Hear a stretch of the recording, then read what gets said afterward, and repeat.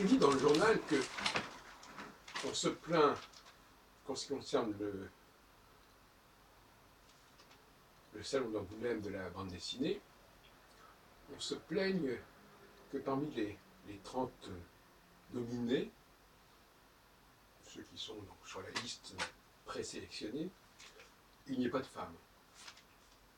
Et il y a des protestations. Alors, tout cela nous interpelle, nous fait réfléchir. D'abord, on peut se demander pourquoi les femmes ne parviennent pas par pression, par chantage, par corruption, ne parviennent pas à obtenir des positions plus flatteuses dans les listes, en tout cas. Et ça montre bien quand même que l'humanité ne peut pas faire n'importe quoi, elle ne peut pas dire n'importe quoi. C'est plutôt rassurant. Parce qu'on aurait pu effectivement craindre le pire.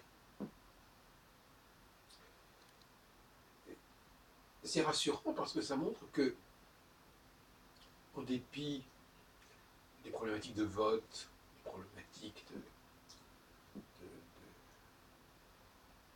de groupe, etc., on ne peut pas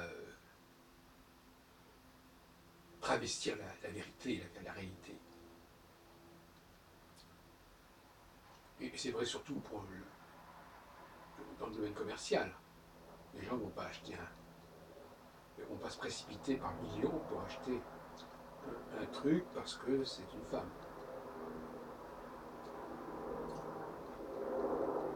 Alors, c'est l'occasion de revenir sur les critères de choix.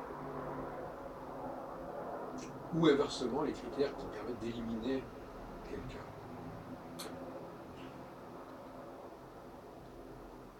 Et je crois volontiers que ça n'a rien à voir avec le sexe. En tout cas, que ça puisse se manifester sur le plan sexuel, certainement.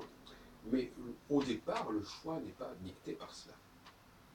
Il est possible qu'en revanche, il a abouti à ce résultat. C'est un autre problème. Je crois que le mot clé, ici, c'est le mot imitation. Il y a des gens qui sont imités, il y a des gens qui imitent. De préférence, pour être dans l'élite, il vaut mieux être imité que ne pas imiter. Et quand on est en bas de l'échelle, ce qui caractérise le comportement, c'est qu'on imite beaucoup et qu'on est très peu imité. Voilà, à mon avis, le critère qui permet de faire le tri.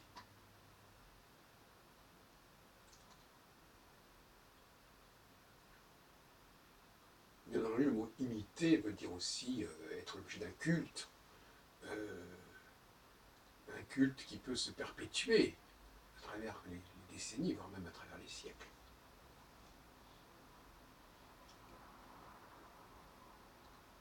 Mais ceux qui sont voués à être imités ne sont pas pour autant, et c'est logique, ceux qui ont tendance à imiter. Donc il y a une espèce de, comme dirait Voltaire, tout est bien dans le meilleur des mondes. Il y a une espèce de cohérence qui se dessine ici.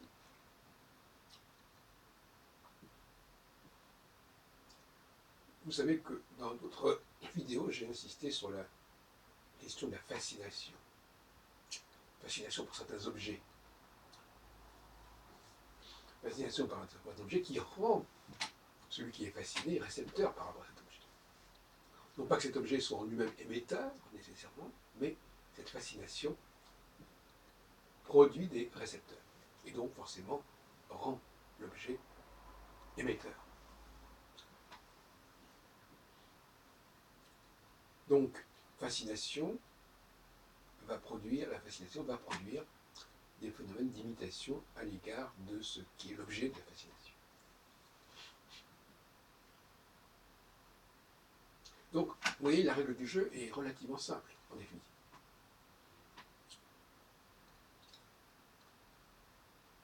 Celui qui est trop voué à être fasciné n'est pas un bon candidat pour être un maître de la question.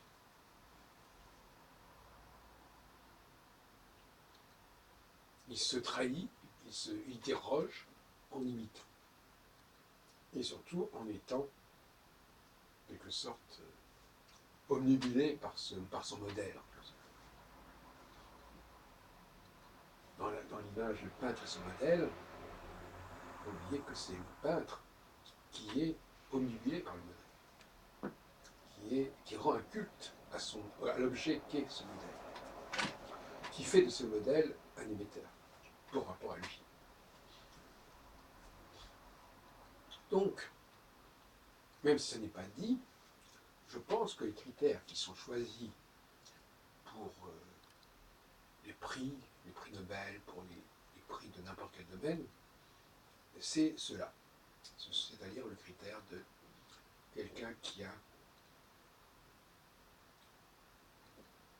l'objet d'un culte, qui est l'objet d'un mimétisme, qui est l'objet d'une imitation, qui sert de modèle. Et inversement, ceux qui ont tendance à vouer un culte, à être dans l'imitation, sont disqualifiés dès quelque part ipso facto.